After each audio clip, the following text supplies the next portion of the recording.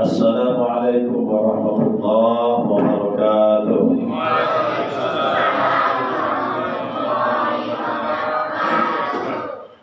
Innal hamdalillah wa syukrulillah wahdahu wassalatu wassalamu ala Rasulillah wa ala alihi wa ashabihi wa mawala. La haula wa la quwwata illa billah. Qala Allah Ta'ala a'udzu billahi minasy syaithanir rajim. Bismillahirrahmanirrahim. Qul inna sholati wa nusuki wa mahyaya wa mamati lillahi rabbil alamin. Wa thumma qala aidan wa ma umiru illa liya'budullaha mukhlishina lahu-d-din. Shadaqallahul adzim. Bapak-bapak, ibu-ibu, adik-adikku sekalian, jamaah salat Isya dan Tarawih Musholla Al-Muhajirin yang sama-sama kita cintai ini, yang semoga kita sama-sama dirahmati dan dimuliakan Allah Subhanahu wa Ta'ala. Amin ya rabbal alamin. Segala puja serta puji syukur tak lupa senantiasa kita haturkan kehadirat Allah Subhanahu wa Ta'ala. Atas izinnya jualah kita masih bisa untuk duduk bersama di sini untuk melanjutkan ritual ibadah kita yang telah Allah anjurkan dari sunnah Rasulullah SAW, yang telah juga Allah wajibkan sholat isyanya dan tarawihnya sebagai satu amalan yang dimuliakan di bulan suci Ramadan. Tentu kita berharap dan berdoa kita kepada Allah, semoga Allah tetap berikan kita kesehatan lahir dan batin. Amin. Hingga kita masih dapat melaksanakan ritual tersebut hingga akhir Ramadan nanti. Amin ya rabbal alamin. Salawat tentunya tak lupa kita hadiahkan pula kepada baginda kita Nabi besar Muhammad sallallahu alaihi wasallam. Allahumma shalli ala sayyidina Muhammad wa ala ali sayyidina Muhammad.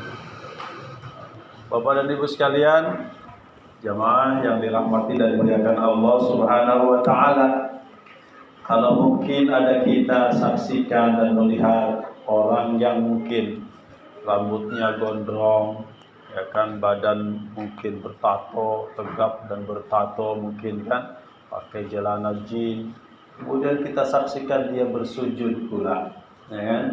Kita saksikan dia bersujud, laksanakan sholat, berarti kita lihat dia punya kesadaran bahwa sesungguhnya dirinya adalah seorang hamba.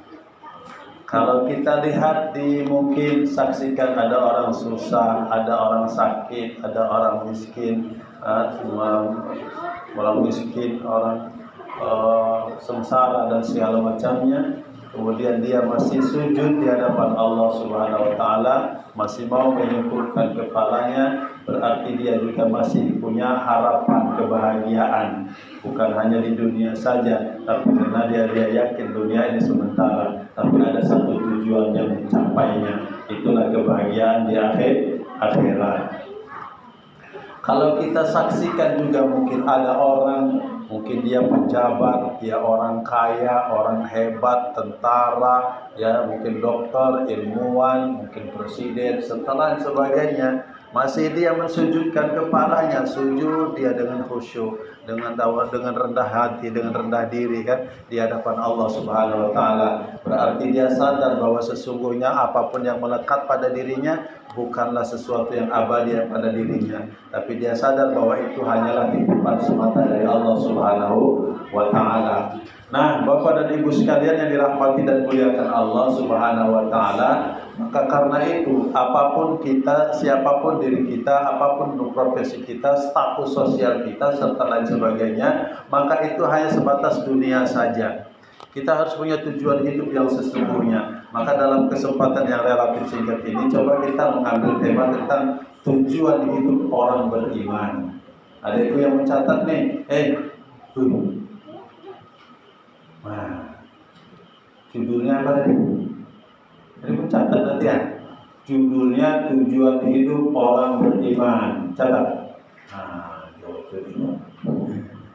Ya, tujuan hidup orang beriman. Nah, Bapak Ibu sekalian yang saya banggakan, yang dirahmati dan dimuliakan Allah Subhanahu wa taala, bahwa sesungguhnya perjalanan hidup mulai dari rahim, kemudian dari alam ruh, kemudian menjadi janin, kemudian dalam rahim, kemudian di dunia lahir, kemudian nanti mati di alam barzakh, itu hanyalah sebuah perjalanan panjang saja yang akan nanti muaranya bertemu di akhirat.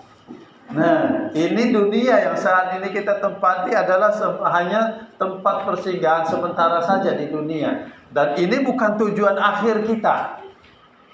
Maka ibu bapak sekalian, kalau ada orang yang hanya semata hidupnya mencari kedudukan, mencari jabatan, mencari dunia, hanya untuk makan dan segala macam, berarti tujuan hidupnya hanya semata sampai di dunia. Kalau ada orang kita menyaksikan orang sedemikian rupa hanya sekedar untuk itu saja, tak pernah dia sujud, berarti tujuan hidupnya hanya sekedar untuk di dunia saja. Padahal ada lagi nanti ada kampung namanya kampung akhirat, ada kehidupan setelah kematian. Kalau istilah memang ya akhirat itu hanya sebatas masih sampai saat ini masih dalam bentuk cerita. Kalau istilah kawan-kawan kita Ustaz Eli Amran nggak tahu nih ya, Ustaz Muslimnya istilahnya dia. Nah, akhirat itu memang saat ini masih cerita, dunia nyata, akhirat cerita. Iya, karena kita belum sampai ke akhirat Pak Ridwan. Kita saat ini masih baru sampai di dunia, ya kan? Tapi memang meskipun demikian, dunia nyata, akhirat cerita, percaya yakinlah bahwa suatu saat cepat atau lambat nanti akhirat akan nyata, dunia tinggal cerita. Iya, tinggal cerita. Ya. Saat ini kita sedang berada di atas bumi, di atas tanah, saat tak lama kemudian nanti tanah di atas kita. Dunia sementara, akhirat selamanya. Memang masih cerita. Semua yang ada di dalam Al-Quran itu ya salah bentuk cerita. Tapi orang beriman meyakini, dan itu harus kita yakini sebenar-benar keyakinan. Tak boleh ragu bahwa akan ada loh kehidupan setelah kematian.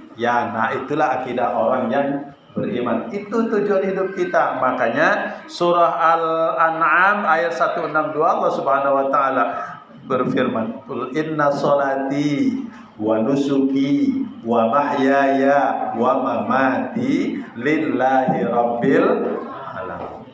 Sesungguhnya salatku, ibadahku, hidupku, matiku hanya untuk Allah Subhanahu wa taala.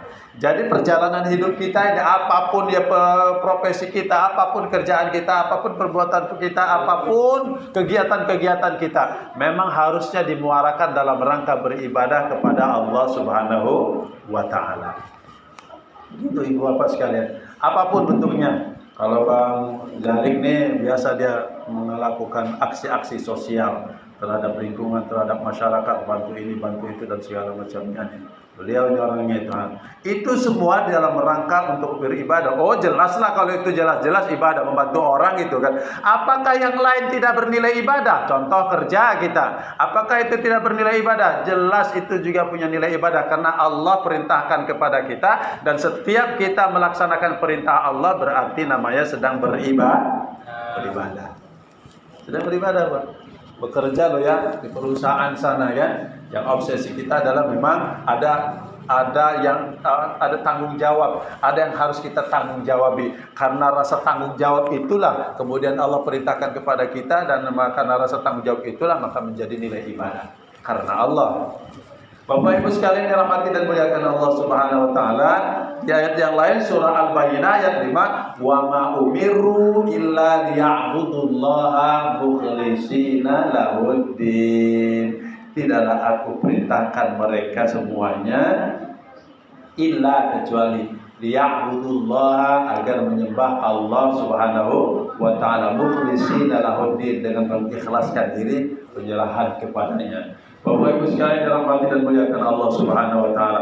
Ini bulan Ramadan, bulan amal, ya, bulan ditingkatkannya amalan-amalan kita, bulan ditingkatkannya segala aktivitas kita. Allah Subhanahu wa taala berikan fasilitas-fasilitas di bulan suci Ramadan. Maka karena itu dimanfaatkan dan jangan sia-siakan, jangan lewatkan begitu aja. Ya, Bapak Ibu, adik-adikku semuanya yang dirahmati dan dimuliakan Allah Subhanahu wa taala, di mana amalan-amalan yang itu kita tujukan untuk Allah tadi itu memang Allah libatkan. Yang sunnah berpahala wajib, yang wajib dilipat gandakan menjadi 70 kali lipat pahalanya dibanding dengan bulan di luar bulan Ramadan. Bapak Ibu sekalian dirahmati dan dimuliakan Allah Subhanahu wa taala, berarti orang-orang yang sujud itu adalah orang-orang yang punya tujuan hidup. Tapi ada orang yang tak mau sujud, dia fakir maupun miskin, maupun kaya, maupun susah, maupun penyakitan, maupun cacat, kemudian pejabat dan segala macamnya, berat dia untuk bersujud. Berarti tidak punya tujuan hidup. Dia sangka dan dia kira bahwa hidup ini hanya sebatas di dunia saja. Orang yang menyangka mengira bahwa hidup di dunia saja hanya sebatas untuk itu, maka tak ubahnya kata Allah di dalam surat Muhammad, ya'kuluna kama ta'kulul an'am. Ya'kuluna kama ta'kulul an'am. Mereka makan sebagaimana binatang juga makan. Sama Pak, kita dengan hewan itu sama. Bahkan di dalam di dalam kitab Al-Usfuriyah kalau nggak salah saya itu, bahwa disebutlah manusia itu hayawanun natik. Hayawanun natik kita ini disebutnya. Apa itu hayawanun natik? Hayawan yang disebut hewan, tapi yang bertutur, berbudi dan segala macamnya. Kenapa? Diberikan kecerdasan dan akal. Nah, Bapak Ibu sekalian, jadi kalau hidup hanya sekedar untuk makan, untuk minum, untuk tidur, untuk bersenang-senang, ketawa, sedih, bahagia, sengsara, ya kan, capek, lelah, apalagi tua, ya, berproses dan muda, ketua lalu kemudian mati, ya sebelum mati kawin dulu. Nah, sama seperti mereka juga kayak gitu, Pak. Hewan, kucing yang dekat dengan kita juga seperti itu. Dia juga sedih loh, dia juga berbahagia, dia juga menangis, dia juga capek, dia juga tidur, dia juga makan, dia juga minum, dia juga kawin, dia juga tua nanti, dia juga mati, sama. Lalu apa yang membedakan kita? Yang membedakan itulah pengamalan agama secara sempurna. Ya, nah orang-orang yang mengamalkan agama, insya Allah itulah orang yang benar-benar punya tujuan hidup. Berbahagialah ibu dan bapak sekalian, kita ini masih diberikan hidayah oleh Allah Subhanahu wa taala, dan kasihan tentu yang nggak boleh juga kita biarkan kalau ada saudara-saudara kita yang belum paham tentang pentingnya agama ini. Baik, demikian, mudah-mudahan ada manfaatnya. Kita persembahkan bulan suci Ramadan kali ini yang belum tentu kita juga bertemu dengan bulan suci Ramadan akan datang. Mudah-mudahan benar-benar Allah Subhanahu wa taala jadikan kita orang bertakwa. Amin ya rabbal alamin. Alhamdulillah wa iyyakum wa Assalamualaikum warahmatullahi wabarakatuh.